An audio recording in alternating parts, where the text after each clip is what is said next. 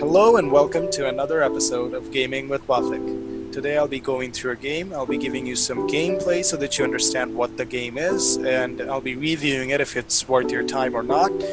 And so yeah, sit back, relax, listen to the music, and let's get to it.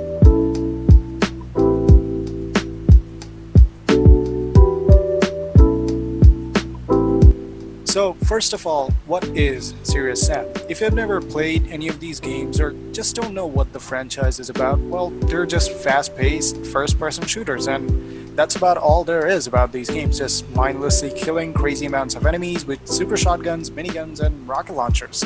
And when I say crazy, I really mean it because the amount of enemies coming all at once is very overwhelming, and it's almost like Doom, just killing the enemies is the real fun of the game.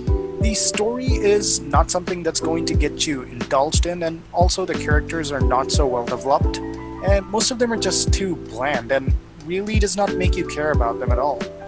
And there is also no innovative features to the game that would revolutionize how we view FPS games, but it is coming with a few things that make the game a bit more 2020-ish and were non-existent in the previous games. So, for a change, the tech gives the game an insane amount of enemies to be generated all at once, charging towards you. And bear in mind, like I said, the game is really not something that's going to change your mind if you don't like these kind of action shooter arcadey type of games. But if you do, it's one of the best experiences out there. Also, another thing to note, the game is not a AAA budget game, so just don't go around comparing it with all the other FPS games out there. Just keep all those out and enjoy the game as it is. And even if you do compare it, I don't think that's going to take away the fun, because this game might be simple, but there are only a few games that can capture the fun and enjoyment what a Serious Sam game can achieve. I played the previous games for like 3 to 4 times and I really never got bored while playing it. And I'm looking forward to playing this one again as well.